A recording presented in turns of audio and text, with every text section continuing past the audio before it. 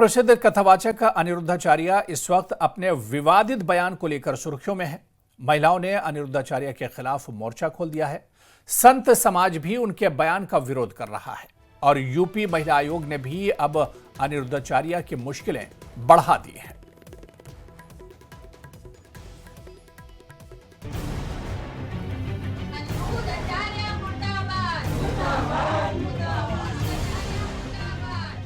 लड़की हो या लड़का, दोनों को पहले तो चरित्रवान होना चाहिए। 14 साल की कोई लड़की आपके घर दुल्हन बन के आ जाएगी तो उस समय तो वो बच्ची होगी। यदि आधी अधूरी बात सुन के आपका दिल दुखा तो मुझे क्षमा अवश्य करें। 25 साल की लड़की की होती है क्योंकि में AI के द्वारा कुछ का कुछ जोड़ करके परोस दिया जाता है। उसकी जवानी फिसल जाएगी या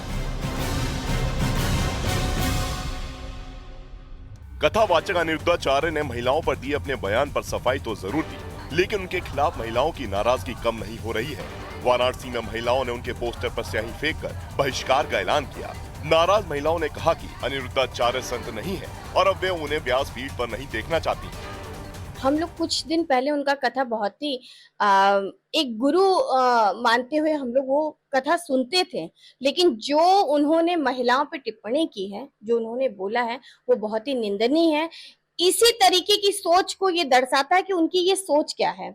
और माफी की बात है, कैसी सोच आप समझते हैं इस सोच को? माफी तो मतलब सोच मैं बता रही हूँ, बहुत ही गंदी सोच है उनकी। जब महिलाओं की उम्र पे और उनकी चरित्र की बात पे वो बोलने पे आ गए तो वो कहाँ कहाँ तक पहुंचे होंगे और किस निगाह से स्त्रियों को देखे होंगे, ये तो उनकी सोच गंदी है। सोच एकदम गंदी। देखिए गुस्सा अपने आप में कि मैं इनके पास आ रहा हूँ और सीधे सीधे ये तस्वीर फाड़ दे रही, तो ये आक्रोश है। क्या कहना चाहेंगे आप? उन्होंने जो भी बातें बोली हैं वो बहुत ही गलत है और उनको गुरु की गद्दी पे बैठ के ये वर्ड यूज नहीं करने चाहिए थे।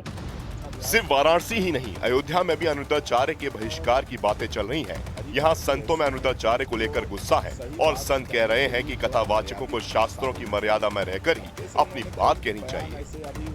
चीजें वो जो बोलते हैं, कहते हैं यद्यप शुद्धम लोक विरुद्धम न कथनीयम न करणीयम। बहुत सारी बातें ऐसी हैं कि उसको सही बात को कहने के लिए भी थोड़ा मर्यादित भाषा होनी चाहिए।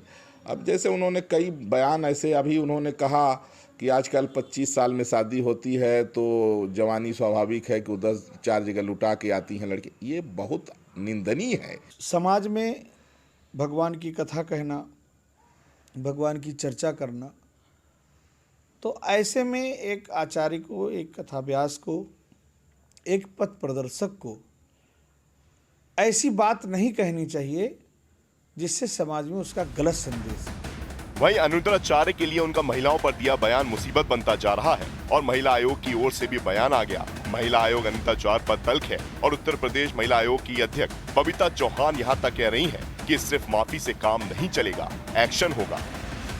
अनिरुद्धाचार्य के द्वारा की गई टिप्पणी का घोर विरोध करती हूँ कि जो उन्होंने महिलाओं को लेकर इतनी हल्की बात की है, जो बेटियों को लेकर इतनी हल्की बात की है, मुझे लगता है कि इससे ज़्यादा गंदी और घटिया भाषा का कोई प्रयोग नहीं कर सकता, जिसमें व्यासपीठ पर बैठकर इतने बड़े कथावाचक हैं, जो एक पब्लिक फिगर हैं आज, और जो मुझे कहना चाहिए कि जिनको सुनने के लिए इतना सारी पब्लिक वहाँ आती है। महिलाएं कह रही हैं कि जिन्हें संत समझती थी उनकी सोच ऐसी निकली। संत उन्हें मर्यादा में रहने की सलाह दे रहे हैं। महिला आयोग एक्शन की बात कर रहा है। जाहिर है अनिरुद्धाचार्य की मुश्किलें कम होती नहीं दिख रही हैं।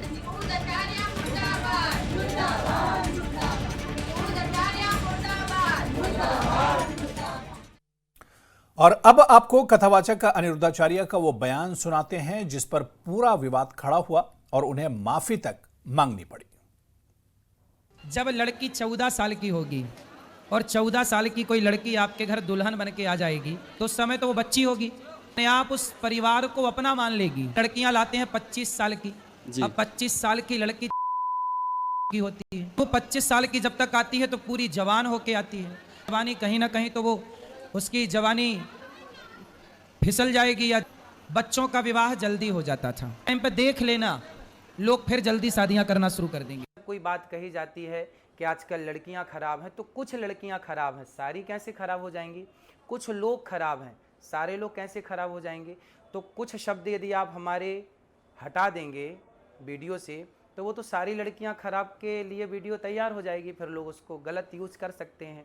तो मेरे द्वारा कभी नारी का अपमान नहीं किया जा सकता। यहाँ तो नारी के अपमान का कोई सवाल ही खड़ा नहीं होता। फिर भी मेरी आधी अधूरी बात सुन करके किसी भी बहन बेटी का दिल दुखा हो तो ये दास सदा आपका था, आपका है, आपका ही रहेगा। यदि आधी अधूरी बात सुन के आपका दिल दुखा तो मुझे क्षमा अवश्य करें। मथुरा के वृंदावन में गौरी गोपाल आश्रम के पीठाधीश्वर अनिरुद्धाचार्य ने हाल ही में एक कथा के दौरान लड़कियों को लेकर बेहद आपत्तिजनक टिप्पणी की थी, जिसके बाद हर कहीं उनकी आलोचना हो रही थी। विवाद बढ़ने के बाद अनिरुद्धाचार्य ने अपने बयान पर खेद जताते हुए सार्वजनिक माफी मांगी। उन्होंने कहा कि उनके वीडियो को आधा सुना गया। उनके कहने का मकसद चरित्रवान होने से था और उन्होंने कहा कि मैंने कहा था कि कुछ लड़कियां, लेकिन मेरी वीडियो से कुछ शब्द को हटाकर पेश किया गया।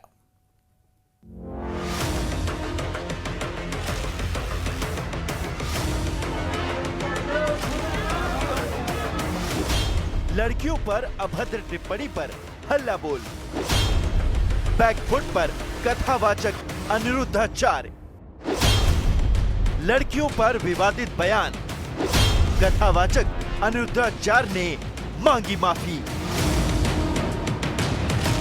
मथुरा में कथावाचक अनिरुद्धाचार्य के 14 साल की लड़कियों को शादी वाले बयान पर बवाल मचा।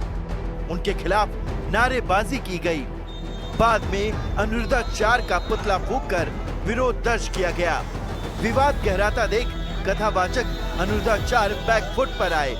उन्होंने लड़कियों की शादी की उम्र को लेकर दिए बयान पर माफी मांगने में भलाई समझी। वो 25 साल की जब तक आती है तो पूरी जवान होके आती है।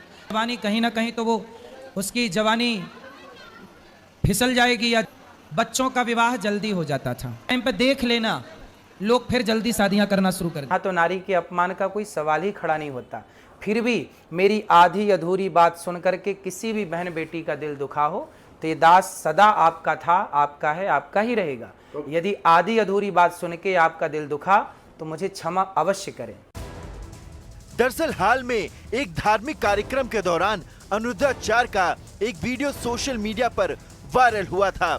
उस वीडियो में कथावाचक अनिरुद्धाचार्य कथित तौर पर 25 साल तक की उम्र की अविवाहित युवतियों को लेकर आपत्तिजनक टिप्पणी करते नजर आए थे। लड़कियों की शादी 14 साल की उम्र में करने की सलाह देते नजर आए थे। उनके उसी बयान पर महिलाओं का गुस्सा 7वें आसमान पर पहुंच गया। जगह जगह विरोध प्रदर्शन होने लगे, जिसके बाद विवाद शांत करने के लिए अनिरुद्धाचार्य ने माफी मांगने की राह चुनी। सफाई देते हुए कथावाचक अनिरुद्धाचार्य ने कहा कि उनके वीडियो को आधा ही सुना गया। उनके कहने का मकसद चरित्रवान होने से था। आजकल देखिए एआई का तो जमाना है ही है। आप मेरी कोई भी बात को एआई के द्वारा कैसे भी परोस सकते हैं और दुनिया को यही लगेगा कि यही सत्य है। कथावाचक अनिरुद्धाचार्य के विवादित बयान के मामले में समाजवादी पार्टी के अध्यक्ष अखिलेश यादव की भी एंट्री हो गई। अखिलेश यादव ने संतों को राजनीति में न उलझने की सलाह दे डाली।